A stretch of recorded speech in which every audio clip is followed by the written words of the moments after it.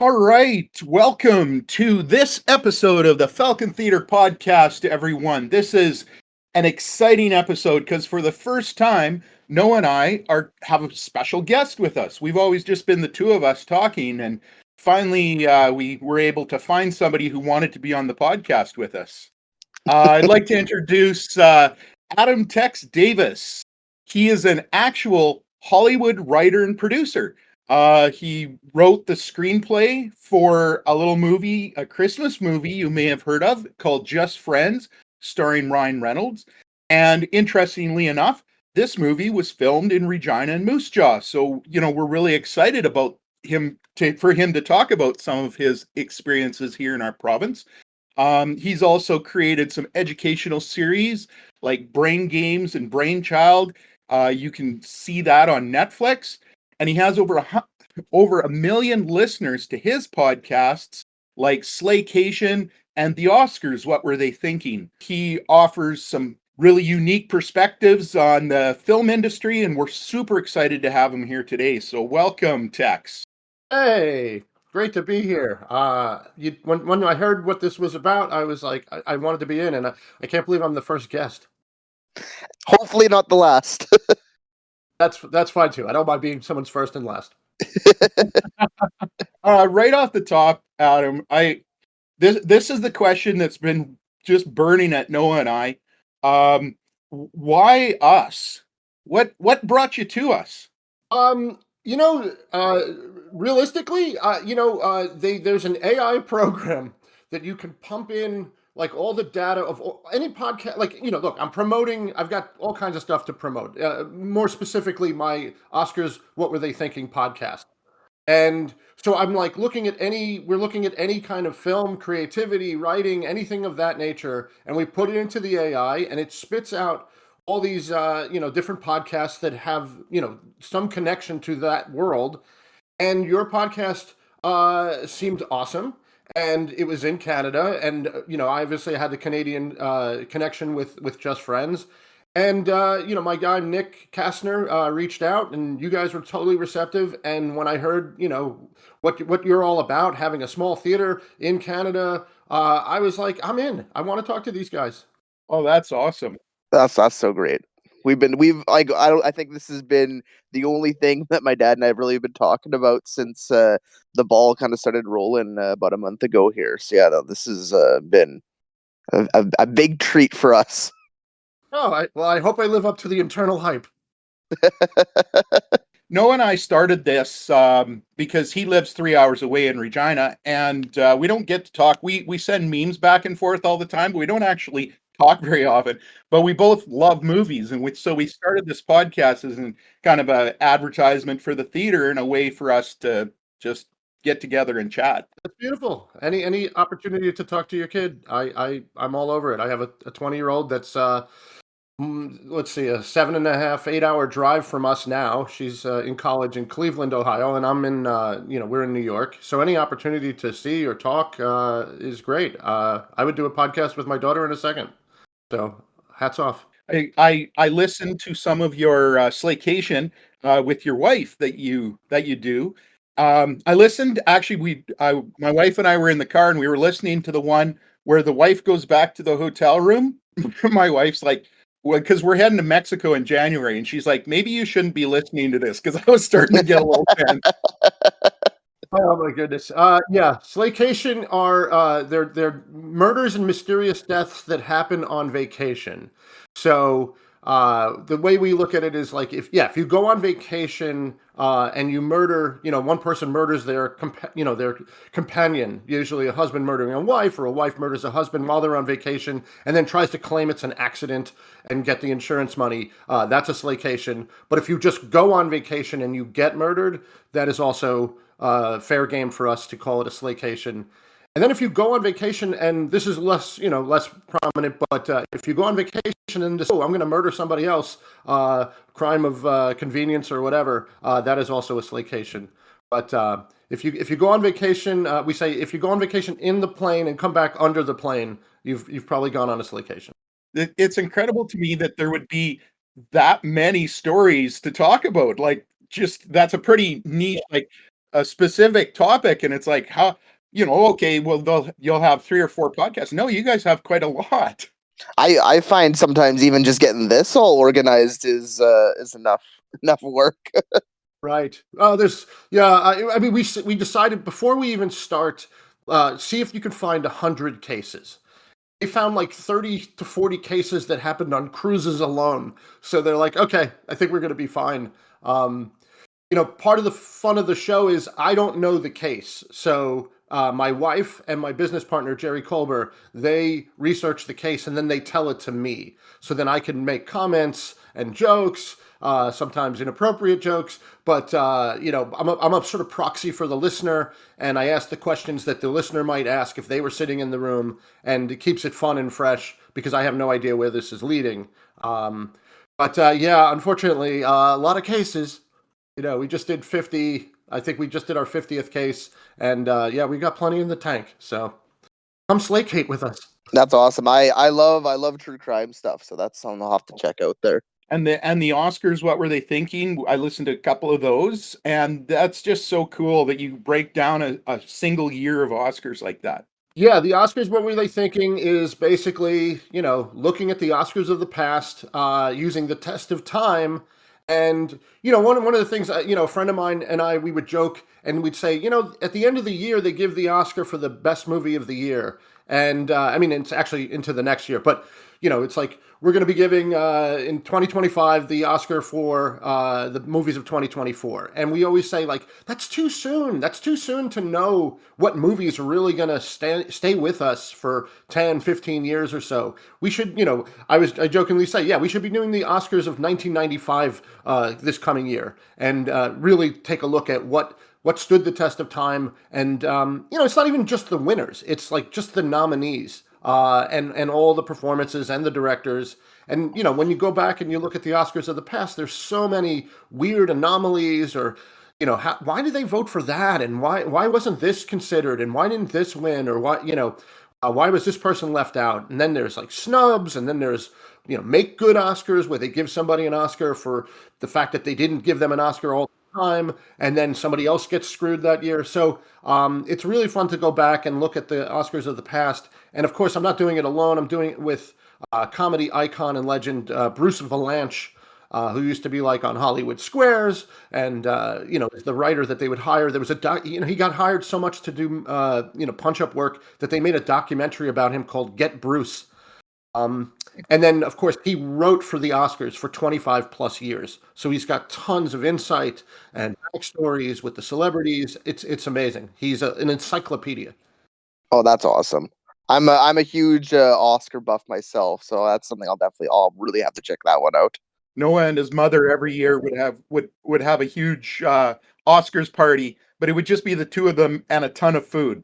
Hey, that's just more for me. Like that's the best part of it, really.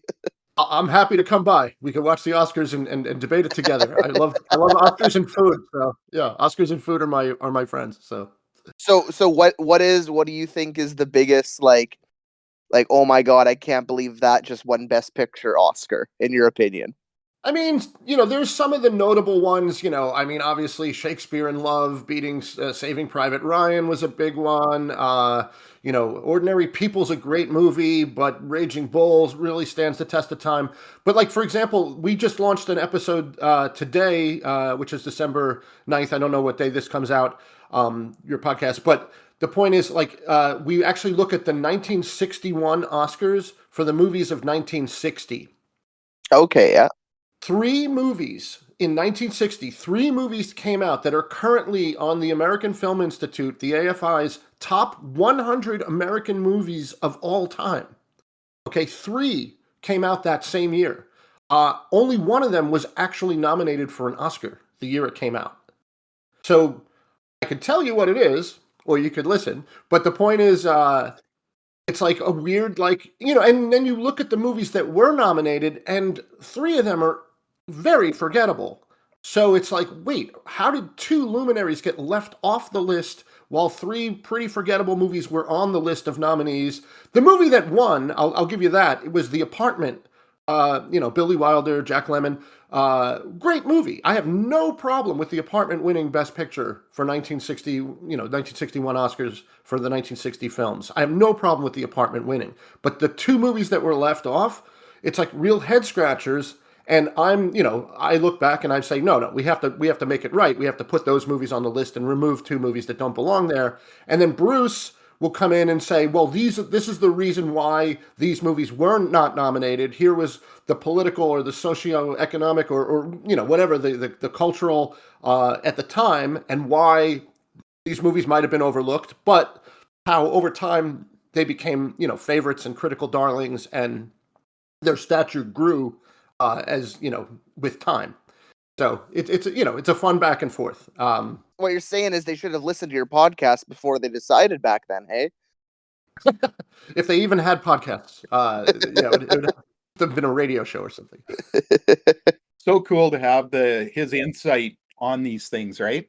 Oh, 100%, 100%. And we fight, which is good. Like I was hoping. You don't want to do a podcast where everybody just agrees with everything. It's not as, they teach you the first thing in screenwriting is conflict. So I realized early on, he's not completely on board with my premise of that the Oscars got it wrong. He's more defending the Oscars and why it's okay that they, even if he, personally thinks that like Back to the Future is a better movie than Out of Africa and The Color Purple, which I, of course, fully champion. But, he understands what movies are Oscar movies or what he thinks are Oscar movies. And so he will combat with me. And I think that gives the show some real fun.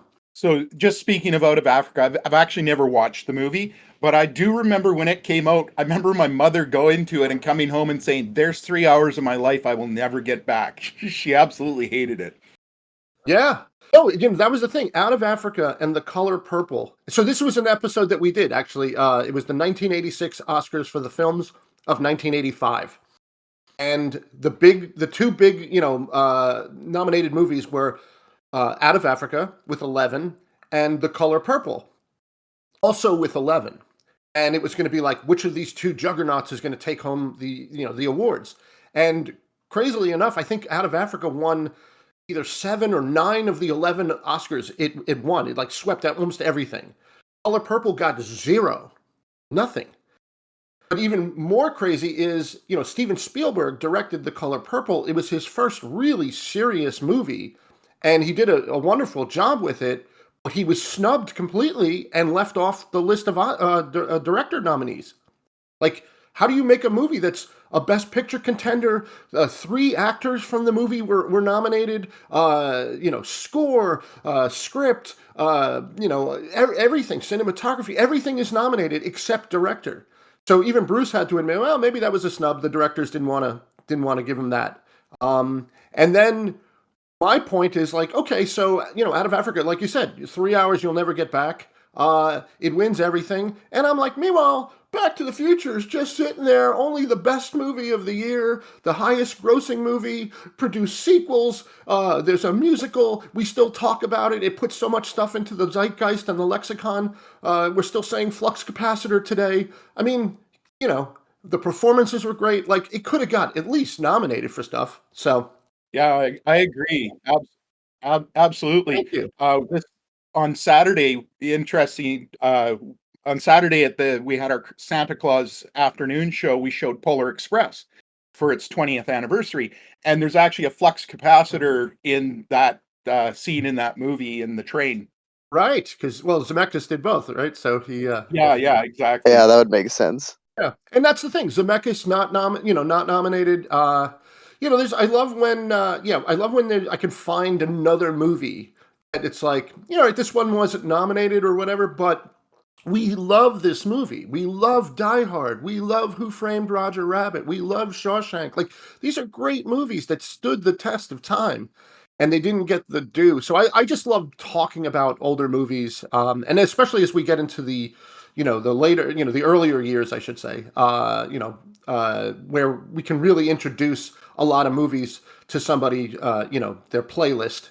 If you're a movie fan, even in the show notes for the episodes, I list all the movies that we reference in the episode, and there's 40 of them sometimes.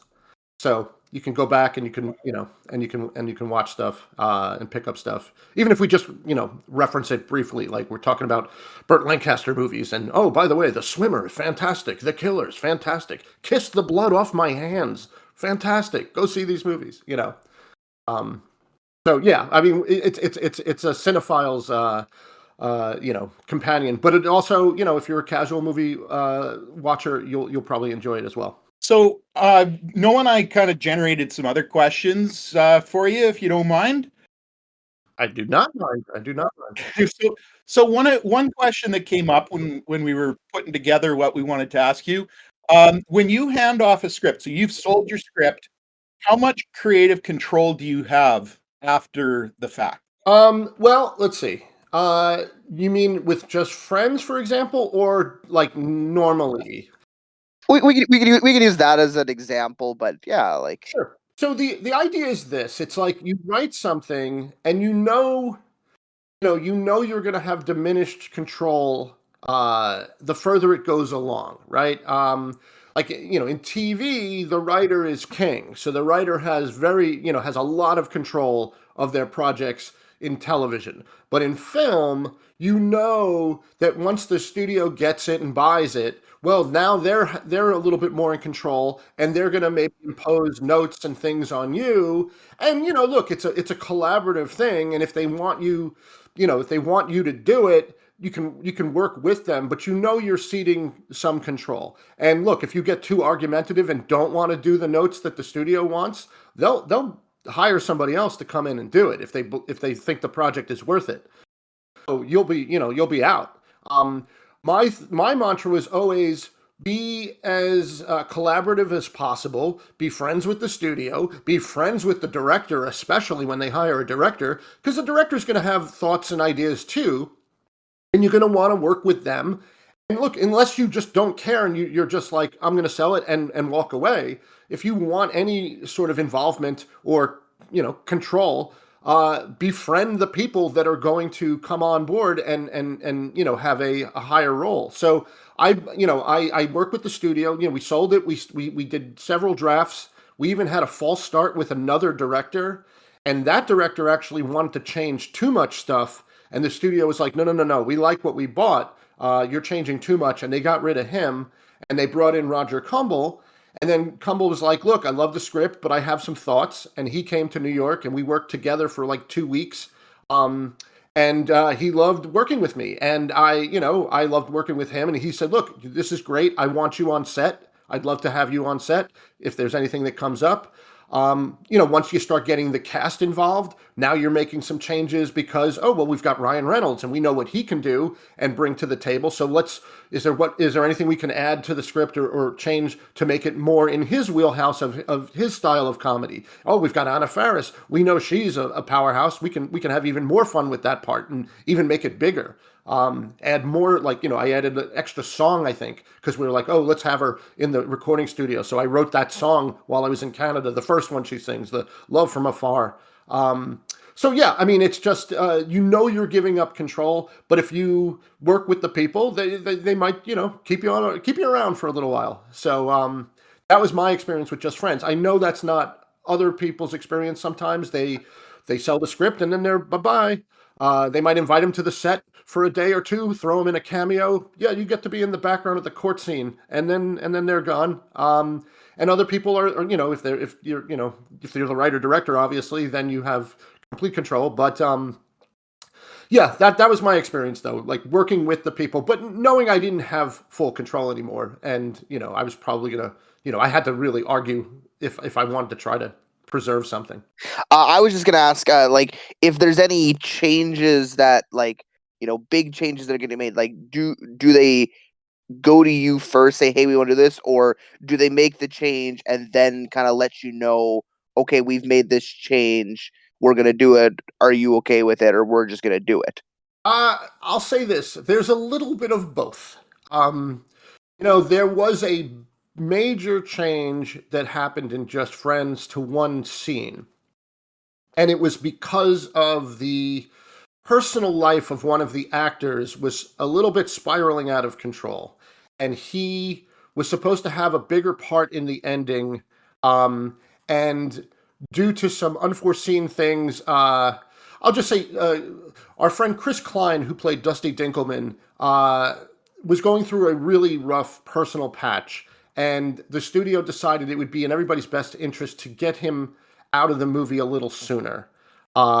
So we had to write a new scene that got him out of the movie. And I guess the director and the actors, they spitballed a scene of how they were going to do it. And then they came to me like during the rehearsal and they said, look, we had to change this. And I said, all right, let me go off and write something. They said, no, we came up with something. And they presented it to me. And I got to be honest, I did not love it. And I said, can I have a chance to work on it? And they were like, the director was like, look, I have to shoot something. The actors came up with it. They're happy with it. I kind of want to go with it. And I was like, let me think about what I can do and maybe make it better. And I left the set and I started noodling it. And when I went to go back on set, the PAs were like, no, the set is locked. You can't go back in.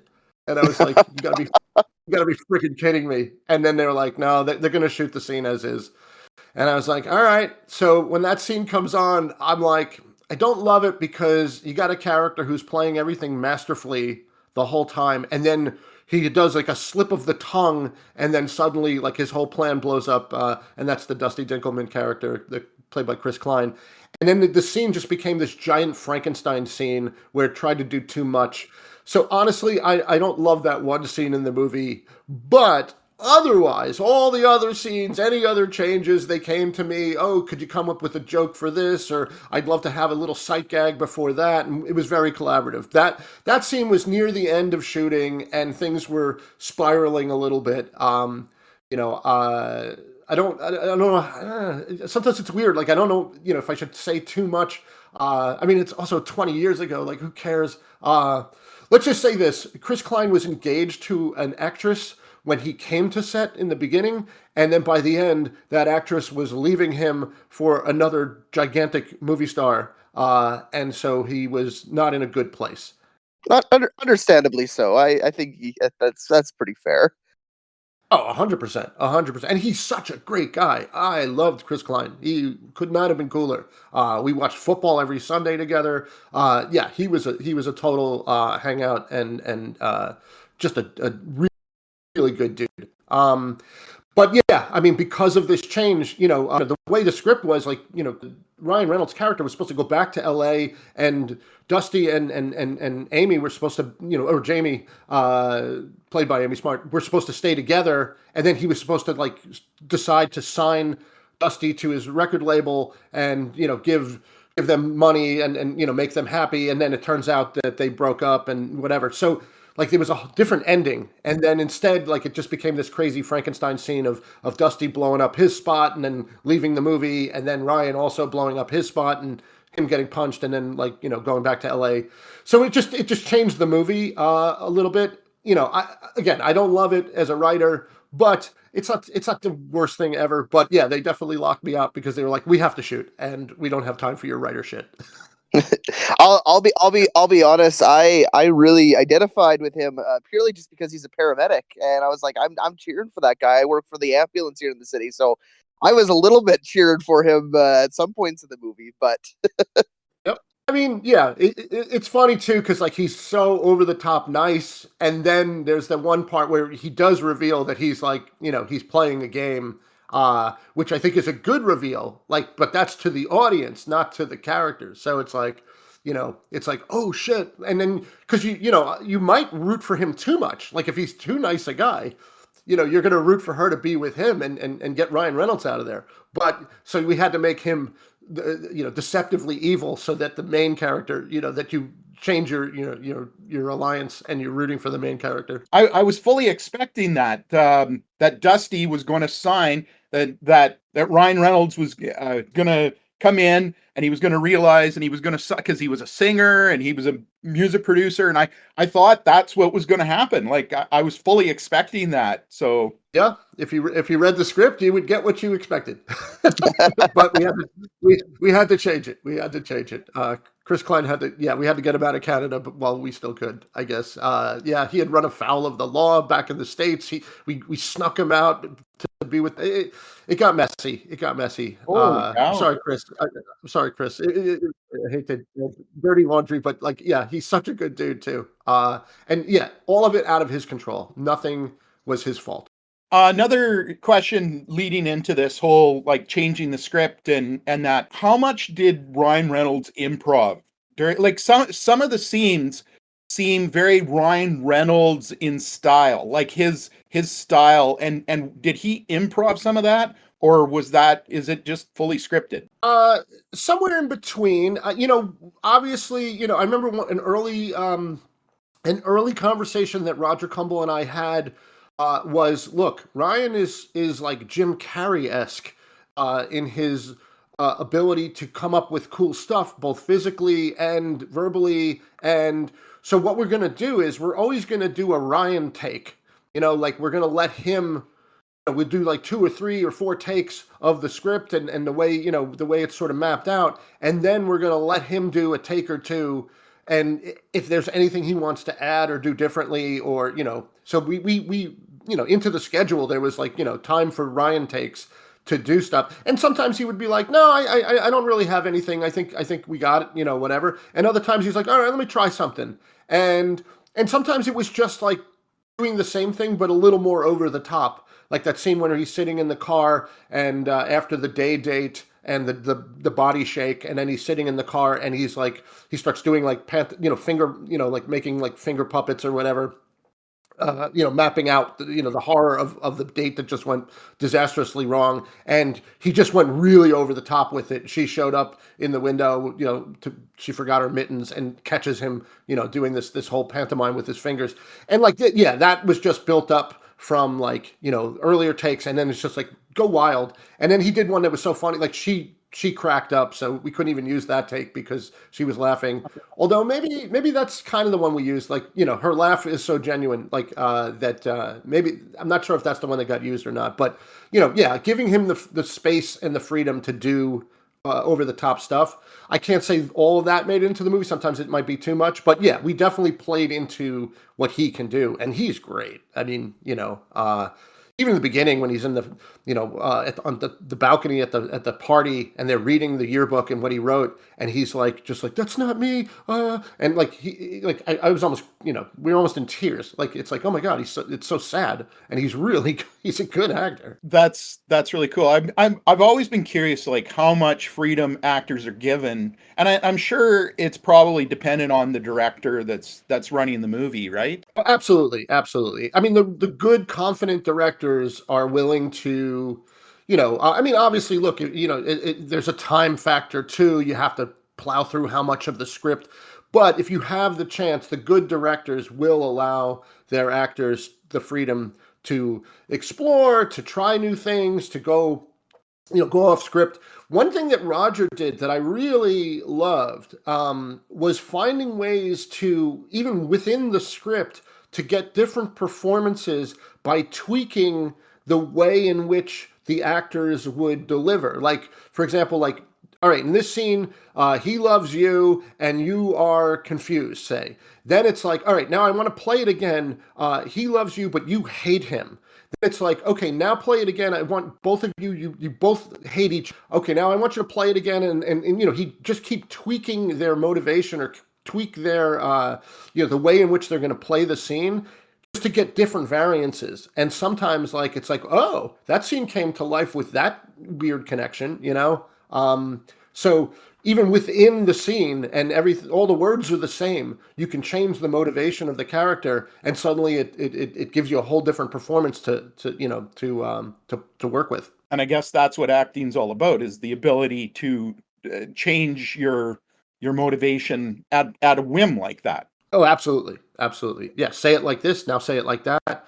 And then like, you have somebody like Anna Faris who can just she would have like a line, like when she's in the bar and she's losing patience, people were just like, whether it was me or Roger would just like shout out another line for her to say, and she would just say it back in character hilariously, and those became things in the movie. Like, he's like, I'm busy, and then it's like, say, I'm busy, and it's like, stupid dick, and like she's so good at like just making any line come to life. You could throw her any line, and she would, she'd make a meal out of it. The more I watch movies, the more I've come to realize that the actors are the face of the movie, but the director is really the one who truly understands the vision and the movie in its entirety. And I've often wondered, like when they do their press gambits to promote a movie, they always send out the actors to all the talk shows and that. Why don't they send the director? The director is the one who actually understands it. It's because the director doesn't want to do that. Well, it's probably also because the people, like, some directors are stars. Martin Scorsese is always going to get booked on talk shows, Steven Spielberg and stuff. But usually they're like, they're not the charismatic people. They want the actors out there. Who do you want on the show? The guy like saying cut, or The Rock. You want The Rock. It's like. I think, I mean, look, again, some people appreciate the directors, but a lot of directors are, they're either weird or they're introverted. They're not the face of the movie. I mean, look, you got the Tarantino who can, go out and do it and talk and, is great. But not a lot of directors are like that. A lot of directors are more quiet and reserved, off the set. And, also, what do the fans want to see? The fans want to see the famous people, the stars, the good-looking people, and the people in the movie. So, and it's funny, you said like, the director, knows like the director will come up with a vision. That's the fun part between the writer and the director. The writer might have a whole different vision, and then the director is like going off and come up with something else, and it's like. Again, the writer, you're just like, all right, well, I sold my script and I'll go home, check my bank account. But, I did give up control. The director has a whole vision, that's different than mine. Oh, well, what can you do? Do you want to work in this business or not? Nobody's forcing you to do it. If you don't like it, then you could sell shoes. I don't know.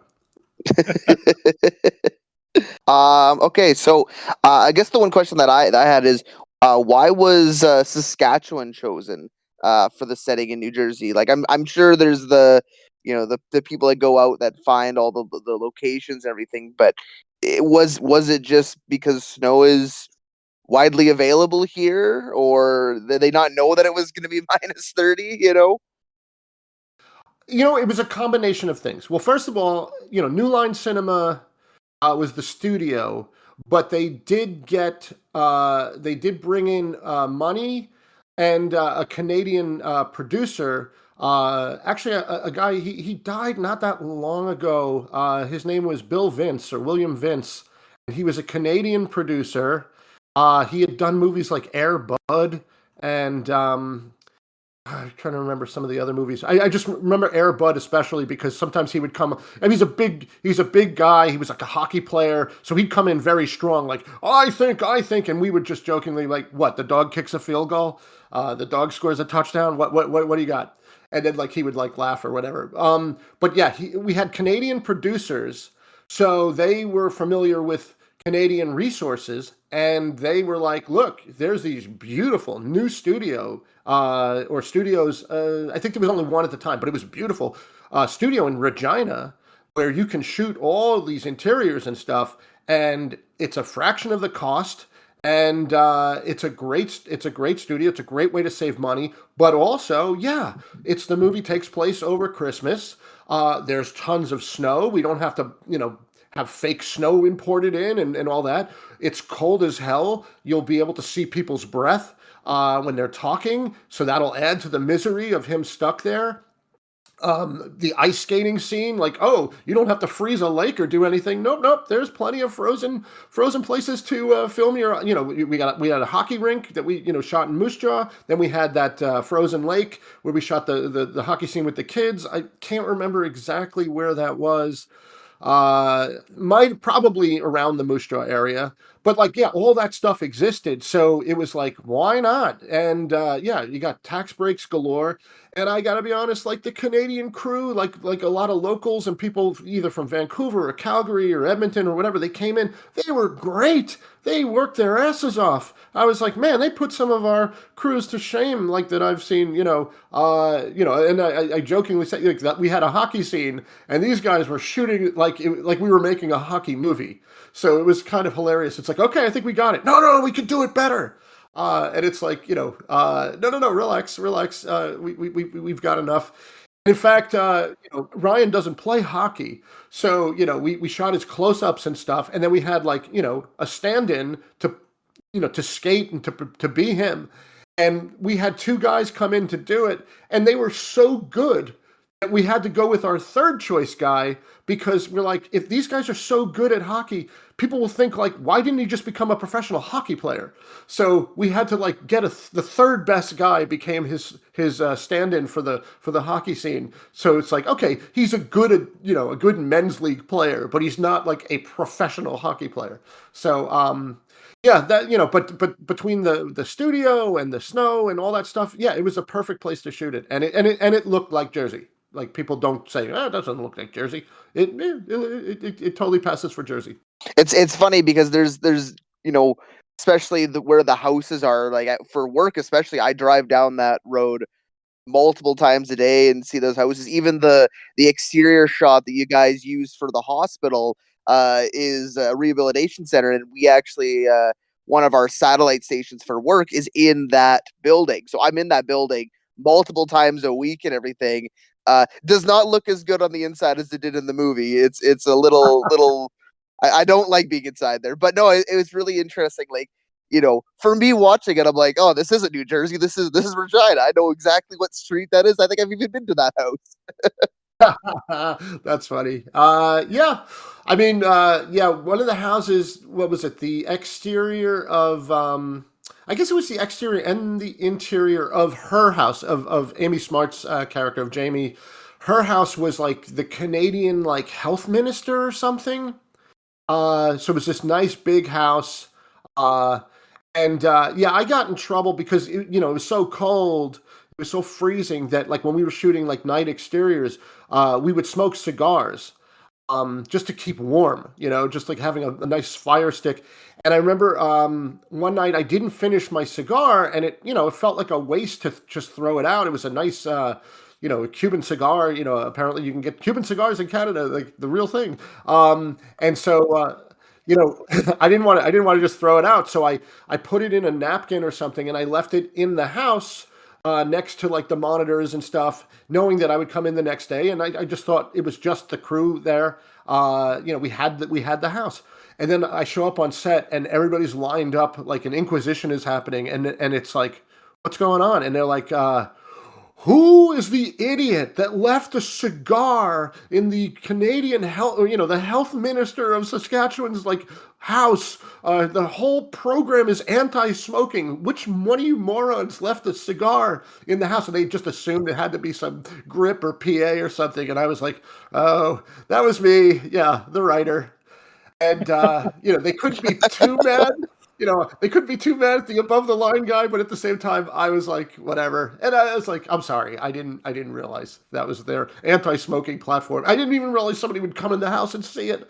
I was like, and it was out. It wasn't like, lit, but it was pretty funny. It wasn't putting smoke out into the room. No.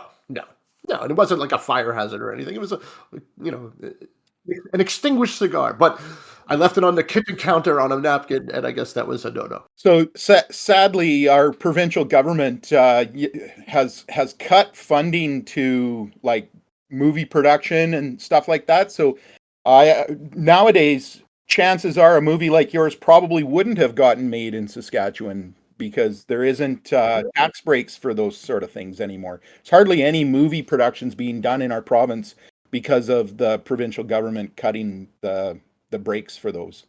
I think it's unless you really want to make a movie here, it's really the only reason to do it anymore now. Right. Oh, that's interesting.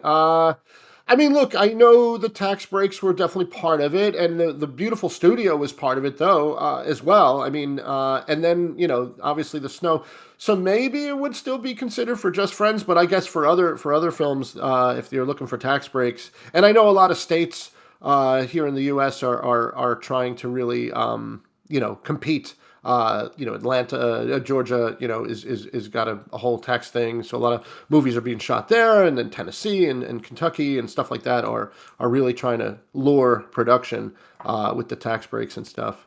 But that's a shame. The soundstage you were talking about, I think a lot of Corner Gas was done on that soundstage. That was a big part of Corner Gas, if I remember correctly. And we had one of the stars of Corner Gas on our show in our movie, Fred Iwanek. Yeah. Did one thing, I don't know if you know this, but Brent Butt, who created Corner Gas, he actually is from Tisdale. He grew up a couple of blocks away from me. Actually got into a playground scrap with Brent Butt one time. He was a couple years older than me, so he just kind of held me and tossed me around and laughed. But it's my story, funny story about Brent. I love how Canadians call fights scraps. I love that. I mean, I'm a hockey player, so I'm like, yeah, it's like, oh man, they had a nice scrap in the third period, or whatever. Like, I love that. Funny that you're a hockey player from the U.S., but Ryan Reynolds is not a hockey player from Canada. I was shocked. I mean, again, I love hockey. So here's a fun story. That scene. I'll tell you what it was actually based on. Now, I was in the friend zone in college. That was like a horrible friend zone situation.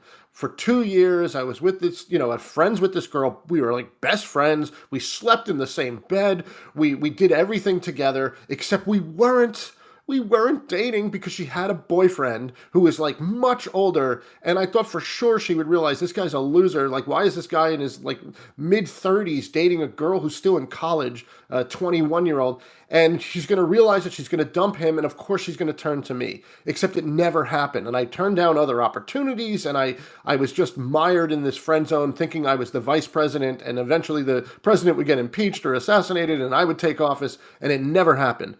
But also in high school, I had little dabblings in the friend zone, and there was this one girl who was a really pretty girl. I was friendly with her, and we were playing floor hockey in gym class.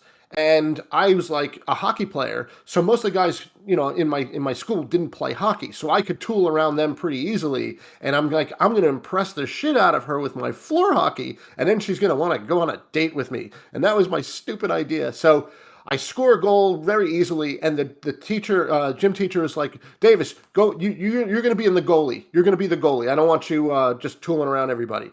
So I go in goal, and now I'm like, you know what? I'm going to do it as the goalie. So I make a save, and then I tool around everybody in the court, and I score a goal as the goalie. And now the teacher's like, Davis, you're the goalie. You stay in the goal. You don't come out. And I was like, okay. So now my thought is, I'm going to score a goal as the goalie from the goal, and I'm going to just shoot it across the entire gym and score. And this is going to really impress her. So I make a save. I line it up.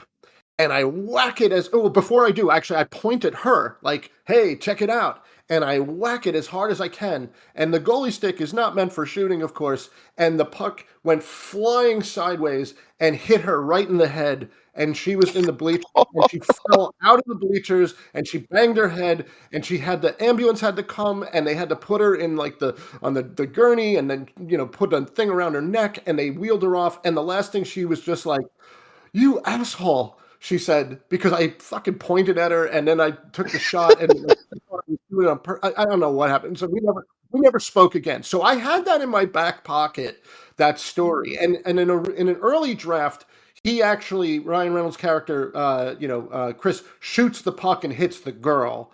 And then the studio is like, we can't have, there was early, talk about like who would be in the movie. There was a point where they thought Adam Sandler and Julia Roberts could be the two. And I remember them saying like, Adam Sandler can't shoot a hockey puck and give Julia Roberts a black eye or knock out a tooth. Like, you can't do that. So it's like, all right, what if he hurts himself? So then that's how that story turned into what's in the movie, where he winds up shooting the puck, it hits the crossbar, bounces kind of incredibly back and hits him in the mouth or whatever. But that all stemmed from this early story of my gym class and me trying to impress a girl with hockey. But I do play hockey and Canadian Ryan Reynolds. So yeah, I wrote the hockey into the movie, and then you got Ryan Reynolds is like a specimen, a physical specimen. You'd think like, oh, this guy must be super athletic, and as a Canadian, he has to play hockey. No hockey at all. That's hilarious. I guess kind of going off for like your past and like growing up and everything. What would you say is like either your favorite movie? I mean, I know that's a very broad question, or the movie or movies that got you into, hey, I want to do this. I want to make movies. I want to write movies. I want to get into this business. What was kind of what led you into wanting to do that? Well, the one thing that I did that I knew made me a little different than like other kids, like I saw Star Wars, the original Star Wars, when I was about 7 or 8 years old. And, what kid didn't love Star Wars back then? But one thing I did that was a little different was I grabbed a notebook and I wrote out the entire movie to the best of my memory, and I just wrote it as a story. And I don't know why it was very important for me to do that in my own words, to rewrite the movie Star Wars. And what was the first script I ever wrote? I guess it was my take on Star Wars with from my memory. And so that was a huge movie for me. And then the movie that probably made me want to make movies was Jaws, because I loved sharks and I loved horror movies. But then it's like I'm watching this movie, and I'd seen a lot of dumb horror movies and monster and creature, but it's like I'm like, wait, this is different. This is great. This is a phenomenal movie. Beyond, like I'm enjoying the non-shark scenes. Why is that? As a kid, you're supposed to only love watching people get eaten. I'm enjoying everything and the suspense and everything. So Jaws and Star Wars, Raising Arizona was a huge movie for me before I went into film school. I loved Taxi Driver was another huge one for me, which is interesting because none of these are really comedies. But I could be. I mean, I guess Raising Arizona is a comedy, but and then Airplane and early Chevy Chase movies I thought were really funny. But for the most part, yeah, I'd say Jaws and Star Wars, Indiana Jones, great, Close Encounters. Those were the movies that got me into wanting to make movies. And then I discovered obviously The Godfather and stuff like that. A lot of movies from the 70s became very instrumental to me. Dog Day Afternoon, Sidney Lumet is one of my favorite directors of all time. Those were kind of the movies. That's so cool. Like I was 8 when Star Wars came out, and of course back then the only way you could watch Star Wars was at the movie theater, and so at our movie theater I went to it 8 times. They had it 2 weekends for 4 days each week, like Thursday, Friday, Saturday, Sunday, and then I went every night for 2 weekends in a row. Oh yeah, I saw it about 5 times. Luckily, my dad was into it as I was, and my dad actually called the at Empire Strikes Back. He called the father thing. He figured it out. He said it before, like he was like, I bet it's his father. And then when it came out, I was equally surprised by the movie. Like Luke, I am your father. He had said it, and so I was doubly surprised. I was surprised by the movie doing it, like everybody else, and I was also like, Dad, how did you know? Did you talk to George Lucas? Like, But he was like a big kid too. So he took me about 5 times to see Star Wars. So wait, are you born 71?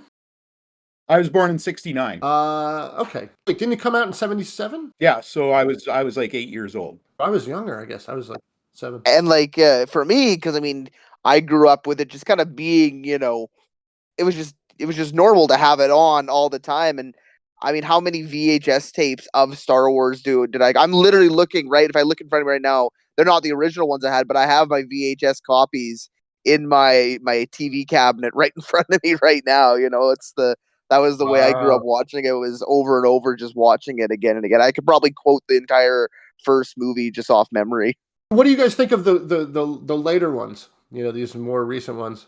You know, honestly, I'm in the minority. I loved The Last Jedi. I thought The Last Jedi was such a unique take on. It was something different, something new. There's a couple parts that you know kind of break up the flow and aren't the best, but out of the newest trilogy, The Last Jedi is my favorite. I think Rogue One is my favorite out of all the new movies that they've made. But out of like the 7, 8, 9, I'd say 8 is probably my favorite of what they've done. Okay, yeah, Rogue One I thought was a really good movie. I really liked it, and then that ending was phenomenal. Like that wrapped around to New Hope was great. Yeah, it's funny. I don't like any of the newer ones except Rogue One. I didn't hate the prequels as much as other people did, but was definitely like a little down after the first two. But the third one of the prequels was so good that I thought it was like almost like a setup. Like I'm going to lull you into hating these other two, and then hit you with such a great movie that it'll make it all worth it. And like just that switch where it's like, oh my God, the Empire, went from being the good guys to the bad guys, and like, yeah, it was pretty amazing. But If only they could have done that with the sequel movies. yeah, no, I know. The sequels were not well thought out, and I just the jumping around, they're just poorly written from a storyline perspective, in my opinion, and I didn't really like any Well, of it's the like three. they didn't need to be made other than money and other than No. So it's like that when that's the motivation, it's always, it wasn't part of the visionary thing anymore. They were trying to get a new generation involved in the story, and they weren't writing it for us old No, guys. that is true, because I know younger people do like them. Friends that have younger kids and stuff, they're like, "Oh, my kids love it." So it's like, okay. So then it was successful. We've aged out. Changing the subject here a little bit, Adam. My youngest son, Eric, he's 25, but he likes to write. And so I asked him, I said, okay, so I'm going to be talking to a screenwriter today. What's one question you would like me to ask him for you? So this is the question from my son, Eric. What is the biggest mistake that someone who's starting out writing can make? Well, let's see. Mistake is, I guess there's a couple of things. One is, don't think that what the first thing you're going to write is going to be great. You get better at it by doing it. So just be prepared to write and then to rewrite and to rewrite. One mistake that I definitely would encourage not to, some people will write a script and they might even do a couple of rewrites on it, and they might send it out and get like maybe not a great response on it, which is typical of a first script. And then they'll go back and they'll just keep working on that same script over and over for years and years. And it's like, one of the things I had to do was like, okay, you know what? I've taken this as far as it can go. It's not going anywhere. I'm going to put it aside and I'm going to write something else. And if that doesn't work, I'm going to put that aside and I'm going to write something else. So with my career, for example, between, I went to film school, I went to NYU, and I made a film while I was there. And that film actually, did the festival circuit, and somebody liked it, and they brought it out to LA to start showing people. And that's how I got a manager to call me.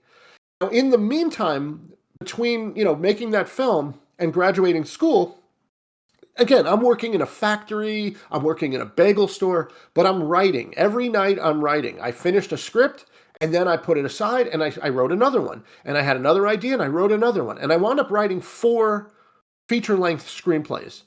So when my movie went out to LA, and a manager called me, and they said, "Hey, I loved your movie. I can't do anything with that. What else do you have?" So I said, well, I've written 4 scripts. And he said, send me your best 2. So I sent the 2 that I thought were the best. And he said, okay, look, I don't know. These are kind of indie. I don't think like the studios will buy it. I don't know if it'll get, but it'll be a great sample because it's got a great voice and there's some great comedy in there. There's some fun characters. So a big mistake is not writing. So always be writing. And another, they went around and people like them. What else do you have? What else do you have? So I had to get back on the horse and write another script. And that one we went out with thinking it could sell, and it didn't sell. And I was bummed that this script that I thought for sure was going to sell because I had learned from the other ones and I was working with my manager and stuff. No, didn't sell. So then I was bummed, and I thought, oh, what's another time I've been bummed like this? Oh, I know, when I was in the friend zone for 2 years with that girl in college. You know what? I'll write about that experience. And then I wrote Just Friends, and then I get a call like, somebody wants to buy that first script, and New Line wants to buy Just Friends, and also MTV wants to hire you to do a made-for-cable movie. And that all happened in the span of a month and a half or something. But again, if I had not been writing on my own, that would have been a big mistake. If I was so bummed out by not selling my first script and write another thing for a while, that would have been a mistake. So if you're going to be a writer, then write. That's the biggest thing. Write and rewrite if you feel like I got to make some changes or something. Or if you read it and you're like, oh, this stinks. That happens to me all the time, by the way. I write something and I read it and I'm like, oh, this is terrible. And then I'm like, oh wait, nobody saw it yet. I can fix it. And I'm a good enough writer to know when what I've written sucks. So I go back and I rewrite it. But again, you've got to, if you're trying to get into the business or whatever, you got to write multiple things. Don't put all your eggs in one basket and then just work on that. I've got so many friends that have done that. They spent 10 years honing and rehoning the same thing. And it's like, dude, it's not the words on page 18. They don't like the idea. Write something else. If you're a real writer, you'll write something else. You're going to write multiple things. So I guess hopefully that helps. Yeah, that's great. That actually kind of brings up my next question. Do you have scripts out there that you've sold that are just sort of sitting in studio hell? You would love for them to get made, but not so much like sold and sitting in studio hell. I mean, I have one that was sold and nothing happened to it. Oh, so yeah, I've got things in all different stages. The very first script I sold, I actually sold it to Harvey Weinstein at Miramax. This was a long time ago, before any of the allegations and stuff. But you know what? He was still disgusting then. I have no problem saying that. But the point is, he bought my first script, and yeah, that's sitting on a shelf. And I've even had offers. Universal had reached out one time. They read it and they were like, hey, can we get that script out of Miramax? And Miramax wanted so much money that Universal said no. Then these indie producers, they read it and they wanted to do something with it, and they couldn't afford to get it out of Miramax. So that's sitting on a shelf there. I don't know why they just keep it there. I have scripts that I was paid to write that are sitting on a shelf. I have one or two things that I have written that I had like producers and one that had a director attached. Nothing's happened yet. They're trying to get some money, I guess, and trying to attach an actor. So that's been years process. So that there's things in all different stages. But again, you know what you do? You just keep writing. I mean, I've got lots to keep me busy now. I'm doing all these podcasts and stuff, but I'm also writing in my spare time. And I just finished a horror movie. We went out to a couple of places. It didn't work for one or two places, so we're going to try to find some other places to go to. Love to attach maybe a producer to that. And meanwhile, I've got 4 more ideas for things. So I'm just trying to, who's going to win the battle royale of the idea that's going to be the next one to write. You just always keep doing it. And if you don't love doing it, then it's probably not for you. My agent used to say as a joke, he'd be like, "You're one of the few writers I have that actually loves to write."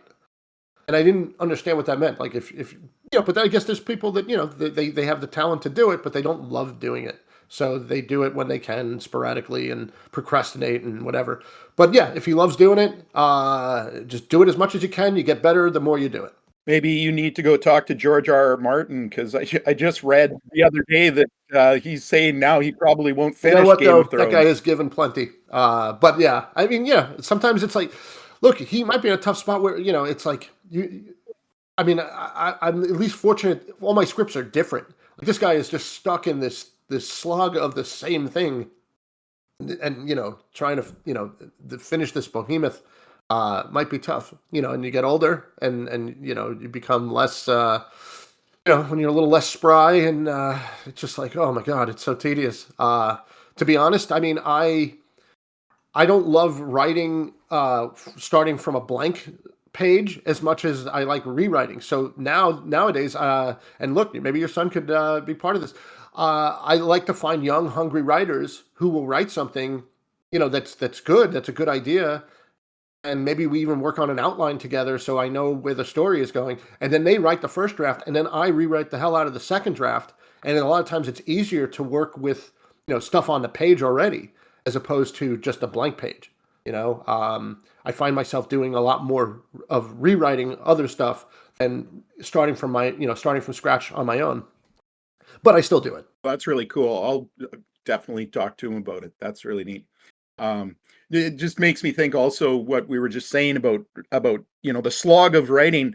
I remember my buddy and I were big Wheel of Time readers, and it was taking Robert Jordan forever to put out his next book all the time, and we jokingly said, boy, he's not gonna finish this series before he dies, and well, he got sick and passed away, and thankfully he got Brandon Sanderson to finish the series, because and Brandon did a great job of the voice of Robert Jordan. He was able to mimic that voice of writing. That is cool.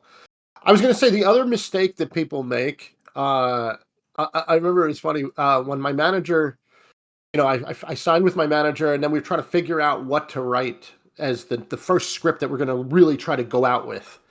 And he said, do me a favor, like, no mafia, no the president, no cops, like just picking some of these things that people love to write about. But it's like, I'm not in the mafia. I'm not a police officer.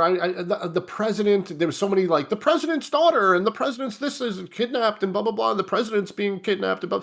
He's like, stay away from, can you write something just based on real, like what what you've experienced, like, find stories that are close to you. And so yeah, that's something I always also like to pay forward is like, yeah, a lot of times people don't understand what is unique about their own life or their own situations or things that have happened. And, that's a great place to start, because you can mine a lot of that for gold. Like I said, Just Friends was based on, me being in the friend zone. Yeah, the movie, wasn't like the movie. I didn't, I wasn't fat one day and then suddenly looked like Ryan Reynolds and came back to my hometown. Like, all that's, manufactured for the movie. But, the idea of the friend zone and the idea of, being the Just Friends guy and all that and trying to get out of that, that was real. So that came from a real place. And then even the script I sold to Harvey Weinstein was based on, I wound up on spring break with my parents one year. I was just out of college, and my parents had a timeshare in Mexico, so they invited me to come, and it was going to be me and my girlfriend and my brother and his girlfriend, and everybody else couldn't get off work except I wasn't even working, I don't think, at the time. And my parents were like, you're going to come with us to, we have a timeshare in Cancun. And I was like, fuck it, I'm just out of school, why not? And I go to Mexico with my parents, and we get out of the airport, and it's like, welcome spring breakers. And I'm like, oh no, it's spring break. I didn't even realize. And now we're in a hotel, and there's kids partying everywhere. And I'm like, oh my God, this is so embarrassing. But I'm like, screw it. I got a notebook, and I just tried to manufacture as much fun as I could. I'm going to get my mom in a foam party in Senor Frogs, and my dad's in the hot tub smoking weed with the frat boys, and like just any stupid thing that could happen. I just was writing down all the scenarios and all the fun that was happening, and I turned that into a movie, and that became this like teen sex comedy. Unfortunately, it's sitting on a shelf. But the point is, it did start with a germ of a real idea, or a germ of a thing that actually happened. So I would encourage to mine your own life, mine things that actually happened. Write what you know. Write what you know. Exactly. So next, Next question I had for you. When Nick reached out to me, he said that you collaborated with Leonardo DiCaprio on something, I was curious about what that was, like what and what's it like collaborating with Leonardo? So, talk about on a shelf. Except this case, it's an actual movie. So I had written Just Friends. I had written a couple other things. I had gotten hired to do some rewrites and some stuff like that, and it was all very PG rated stuff. And I felt like at my core, I like R-rated stuff, and I wanted to be a little more edgy. I had just seen Fight Club, I think, and I loved it so much, and I was like, oh my god, I gotta write something cool and dark and edgy. So I wrote this movie called The Gardener of Eden, and it's like a vigilante comedy, dark, but like weird, but like trying to be very real. And I brought stuff. I worked in a bagel store, so it starts with the character working in the bagel store, and then he gets fired. He gets kicked out of his house. He's been kicked out of college. He's got nothing going on in his life, and he decides, fuck it, I'm going to beat up the next person I see. And he beats up this guy in the street, and the cops come, and he thinks he's going to go to jail, but it turns out the guy he beat up was wanted for sexual assault in the neighborhood. There was posters up, so he's suddenly a hero, and suddenly everybody is worshiping him, and he decides that's his calling. I'm going to be a vigilante, and he's not good at it and stuff. So, but it's like very dark and real. And I wrote this movie, just poured out of me. And I sent it to my agent, and he was like, look, I don't know if studios are going to get it. Producers might get it. He goes, but I bet especially actors who have studios, movies, they might love this. So he said, I got a guy I'm going to send it to. And he sent it to Appian Way, which was Leonardo's, company.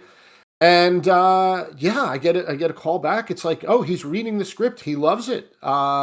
He wants to meet you. So I had to go to this meeting with Leo, and it was funny because I showed up. It was in a hotel in New York during the summer, so I was wearing shorts, and I go into this cafe where within the hotel there was like a cafe bar thing, and it was a very fancy hotel, and they wouldn't let me in. They're like, sorry, sir, shorts are not allowed. And I was just like, dude, you see that A-list actor sitting over there, like, who wants to take my career to the next level? Please do not let, like, 1 foot of fabric stand between me and my career. I was like, all right, fine, run. And I, like, ran in and sat down next to him. And, like, he was there. His father was there. His manager was there. During the meeting, he gets a call from Scorsese about, like, Gangs of New York, and he has to take, like, a hush call. And that's when you realize, like, we're not really friends. Like, we're talking very friendly about the script, and he loves it, and he's talking, put his hand on my knee at one point and, like, looked me right in the eye and told me the 2 things that he loved in the script. His dad is, like, quoting pages, and I'm like, this is so surreal. And then he gets this call from Scorsese, and I was like, oh, Gangs of New York, yeah, I'm excited about that. How's that going? And he's like, and he just clams up, nobody says a word, and then he's like, so then I was just like, anyway, on page 18, yeah, page 18, okay, and then we get back into the conversation. I was just like, holy shit, I almost blew it right there. And then it was great, though. His company made the movie. There was like, little starts and stops. We had a lead actor who was perfect for the part because he was supposed to be a big, heavy-set dude who then, like, over the course of his vigilantism, he starts getting in shape and stuff. But in the beginning, he's this big, fat, schlubby dude who's not getting girls and not, nobody pays attention to him. And he had a friend, Ethan Suplee, who's the actor who's in the TV show My Name is Earl, and was in Mallrats. He's like the big heavy guy looking at the thing to try to find the image in the picture. He's been in a bunch of things. American History X. He was one of the skinheads. He was the huge guy. Anyway, he's great. And I was so excited to have him as the lead actor. But then he got cast in My Name is Earl before we started shooting, so then we had to find a new actor, and so I had to rewrite the script for a different actor who I wasn't sure was right for the part because he wasn't a big heavy-set guy. He was a skinny guy, but they're trying to tell me, no, it's okay, it's gonna work better this way, and I'm like, I don't know, man. Anyway, the point is some stops and starts and stuff, but we got the movie made, and I will say this: Leo did not, he was instrumental in putting it all together. And every now and then I would get a note and it would just be a really good, smart note, like, and it wouldn't even be like telling me. It would just be like, have you considered blah, blah, blah? And I was just like, oh, that's good. And like, it's so refreshing to get like notes that like, are going to make the movie better. So, yeah, the notes were few and far between, but they were always great. And yeah, he showed up on set a bunch of times. I was mostly working with the director. Again, I ingratiated myself with the director, who was Kevin Connolly, who played E on Entourage. And we had a cool cast. Giovanni Ribisi's in it. Erica Christensen's in it. What's his name? David Patrick Kelly, the guy from the Warriors. Warriors, come out and play. Like, he was in it. I love That's awesome. Yeah. And we had a great indie cast. And the movies, look, we didn't have a lot of money, but we made the money work for what we had. And yeah, played at the Tribeca Film Festival, and they got offers. And then the guy who put up the money didn't want to sell it. Was willing to take the loss, maybe because he had to offset some other stuff. I don't know. And that movie is like sitting on a shelf. And it's been since, 2005, 2006. Because How do we get to see this movie? it pops up here and there. I know it played overseas and it got like pirated. So friends of mine were like going on pirate sites and seeing it. I know it was on Amazon Prime for like a month or something. And somebody said, I think your movie's on Amazon Prime. So I quickly told everybody, check it out while it's still there. It pops up every now and then. They took the off for some reason. And now it's just called Gardener of Eden. I got rewritten on the title, but anyway, the movie's it's this dark, weird little comedy, comedy drama, and you might be able to find it. I don't know what your aversion to Russian pirate sites are for movies, but probably not as a theater owner. It's hard to find, and it's kind of a shame. It was a good piece of work. It's not perfect, but it's not bad at all. So that's like one of those like things. It was like a super high point working with Leo and going through that experience, and then a low point of like, oh, nobody can see it. So weird. There's so many steps to making, from the writing room all the way to it being, distributed. And like, we've seen, like, what was it? There's that Acme movie that came out that was fully made and everything. And then the studio was like, nope, we don't want to put it out because it's going to cost us more money to just tax write it off, which is unfortunate because all the work and the art behind something like that just never getting to see the light of day is just really, something like that's really sad. But I guess that's business at the end of the day, It really is. I mean, it's one of those things where, it would almost be better if it didn't exist. But the fact that it exists and people can't see it is and you figure, like, in today's age, like, just release it to like a Netflix or a streamer or something. Let it go on Tubi. I don't know, just play it somewhere. Yeah, there's so many options out there nowadays. It's like, just put it on something, right? Matinee show at the Falcon. I don't know. Speaking of the Falcon, I always like to, in our podcast, kind of go over what's coming up at the Falcon Theater so that people who are listening know what's coming. First of all, I just want to say we've done a huge renovation to the outside thanks to a donation of a local group that financially supported us. But we finally got the signage up on the front, and it's really cool because they've gone back to, we looked at pictures of the original, like in 1945 when the theater was built, and the signage is very similar to that original look. So that's kind of cool. We have coming up here next weekend the best Christmas pageant ever. And then after that, for 2 weeks, is the first time since I've been running the theater, I've been running just over 2 years, we're going to show Wicked for 2 weeks in a row. And usually we don't try to show a movie for 2 weeks, but this one, I've had so many people asking about it. So the weekend before Christmas and then the weekend after Christmas, we're going to show Wicked and see how that goes. Here you have a great movie on the 17th coming out. Yeah, I was just going to mention that. So on December 17th, we have the movie Just Friends playing at the Falcon Theater, 8 p.m. on Tuesday night. and I'm so excited about it. Thank you again for recording that little pre-movie piece that I'm going to show everybody. I hope we get a really, really good turnout for it because I'm super excited about it. Me too. That's great. I appreciate that so much. That's awesome. So when we show an older movie like that, does any of that trickle back down to you, or like the money? Like I'm just like, do you still get royalties from that movie or anything like that? I do. Believe it or not, I still get residual checks. They come quarterly. They're all over the map in terms of like it's not like a set thing where like you get a big one and then less and then less and less and less and then finally you're getting checks for 13 cents or whatever. You never know what you're going to get. You get the magic envelope and you open it up and it could be $300, or it could be like $4,000. Like you have no idea what it's going to be. And it is based on like a new media, or like a new place where the movie is like showing. Like, sometimes I'll get excited. Well, somebody will say, "Hey, I saw your movie on, was playing on TBS," and I'm like, "Oh, good, that's a new spot. Okay, and there might be some residuals coming then." It was playing on E Channel. They played the hell out of it. Okay, great. That might lead to some residuals. I don't know about your individual theater, maybe, but. Yeah, but the checks still come in almost 20 years later. It's kind of hilarious. And yeah, now I get it and I'm like, anything over 1,000, I'll be thrilled. And sometimes it is, and sometimes it's less.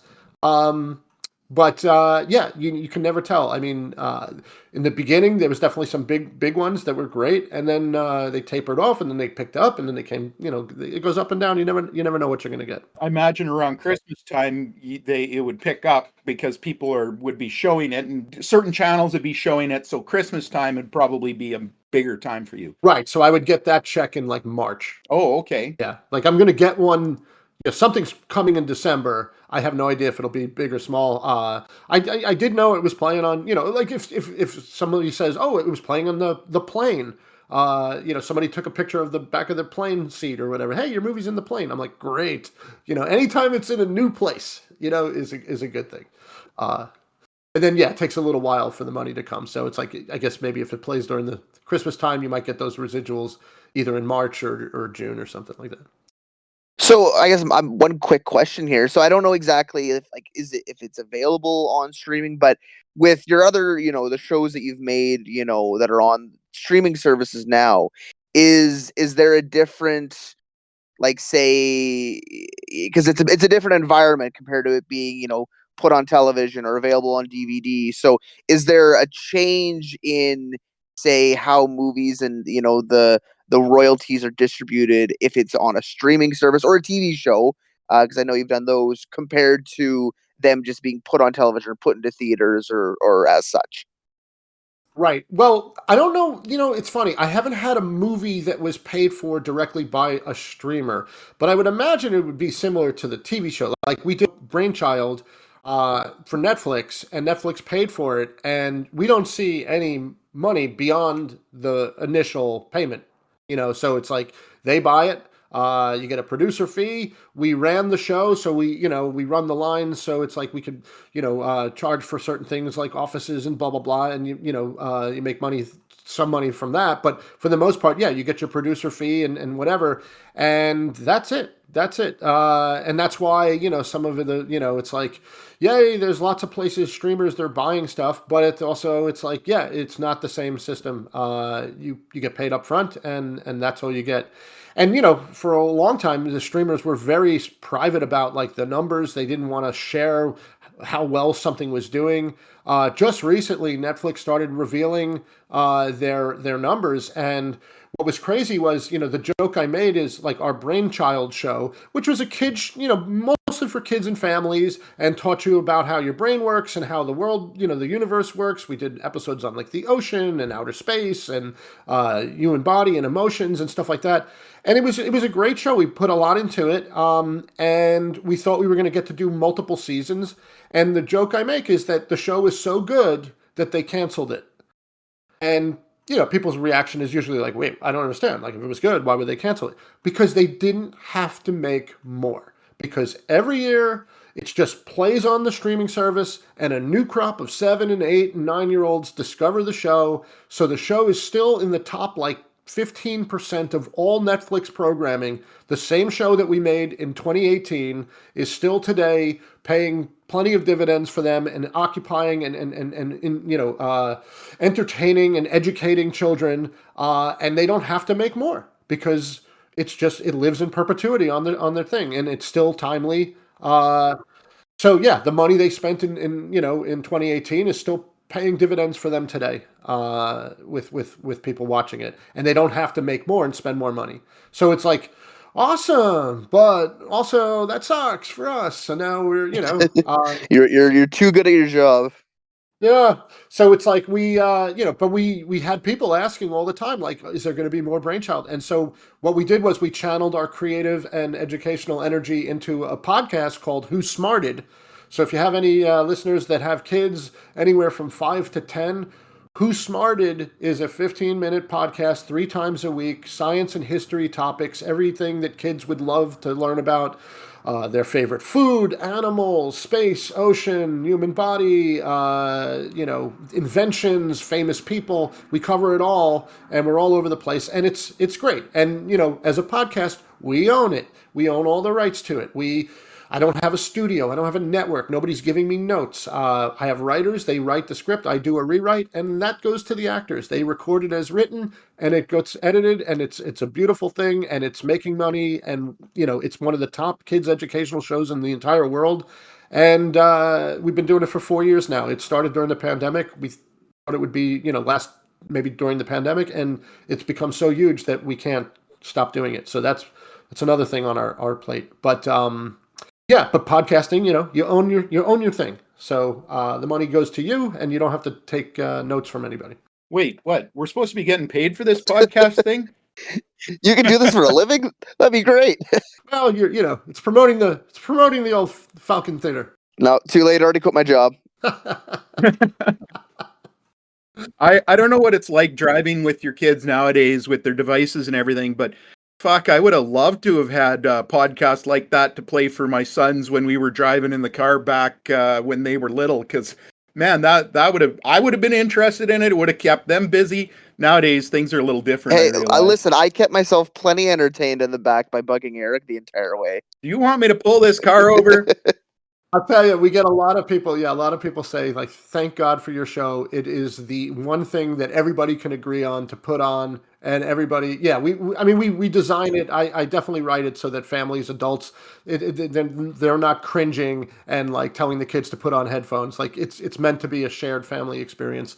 My wife says the same thing. She's like, oh, I wish this show existed when our kid was little, but. And 15 minutes is perfect. Yeah. It's like Sesame Street, right? Like those little that keeps their attention, right? Absolutely.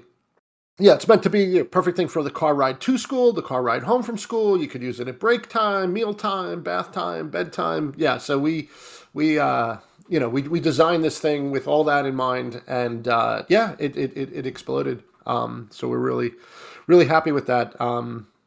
But I have to kind of get going. I realize, yeah, I'm recording. We're recording Slaycation today. I got to get to the studio by 1.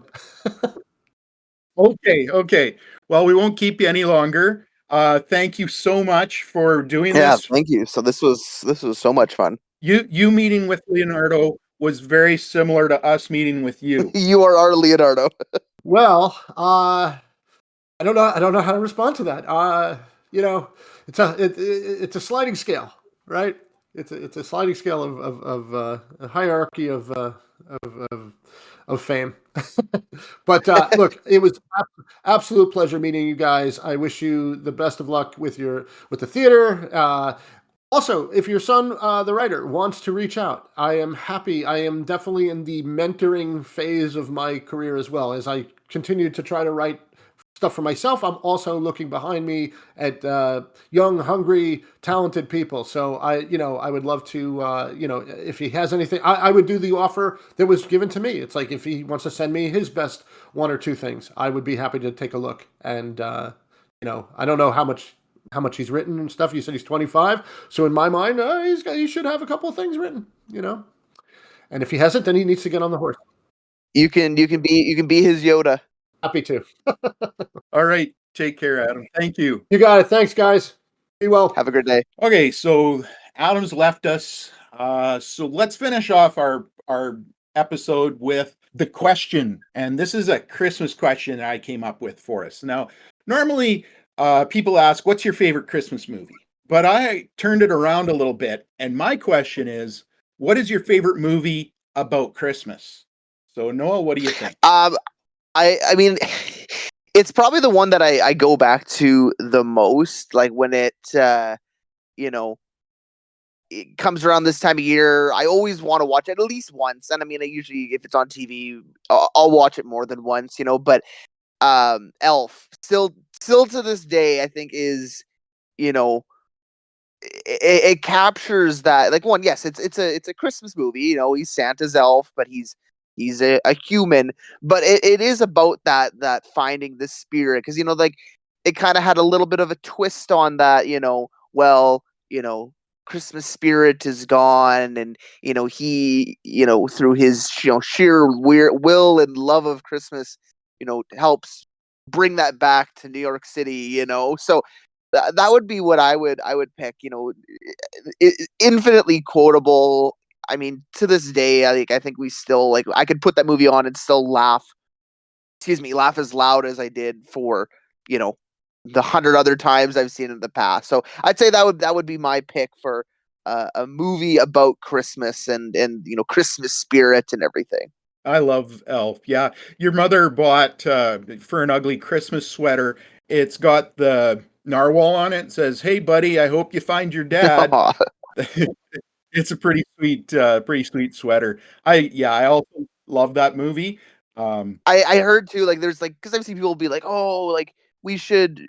I wish they made a sequel to Elf, and it was like, the one good thing is Jon Favreau and Will Ferrell have both been, like, from, like, what I've heard, at least, I've been like, no, I don't want to do another one.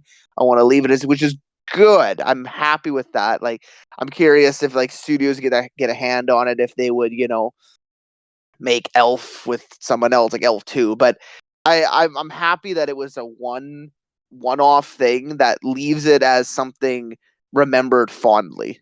I agree. I hope they don't make a sequel. There's lots of movies that we've talked about that before, I think. But one of my favorite part of Elf is the Peter Dinklage scene, though. Oh gosh, yeah, that's still such a such a funny scene. I remember reading that when he first gets to New York City and he's just running around the city, that all of that was just like, those are real New Yorkers. Like, when he goes up to the guy and he's like, Santa, that was just like, they just had Will Ferrell dressed as an elf, and they're like, hey, that guy looks like Santa, go say, hey, Santa, and they just had him running around New York City acting like a goofball. Oh, that's hilarious. So for me, being a Gen X, first of all, let me just say that Die Hard is a Christmas movie, but it is not a movie about Christmas. And I love it. I watch Die Hard every Christmas season, but it is not a movie about Christmas. For me, my favorite movie about Christmas is a little animated Netflix show called Klaus. And it's the origin story of Santa Claus. Oh, And yeah. I absolutely love that movie. It was your brother who recommended it. Is it canon? Is it canon that that's what happened to Santa? Absolutely, for sure. That is, yeah. No, for No, sure. I remember watching it. And I remember for the first bit, like, not really kind of getting, like, I'm like, I remember Eric, suggesting it, and I'm like, I don't get how this is really a Christmas movie. And then as the story unfolds, I'm like, oh my gosh, like, it was such a heartwarming story by the end. Like, it's one I should go back and rewatch it. I don't think I've seen it since it came out. Yeah, I've watched it a couple times. I love it. I'll watch it here this Christmas season again and it's just absolutely beautiful hand-drawn animation too, which you don't get nowadays. No, I mean, I'm a sucker for anything like that. So, let's finish off here. This is an extra long podcast, this one, but I think it was well worth it. I think it's one of our best. Yeah, absolutely. We didn't even talk that much. That's probably why it was so good. We should do that for all the ones. Just bring somebody on, let them talk. So Merry Christmas to everyone.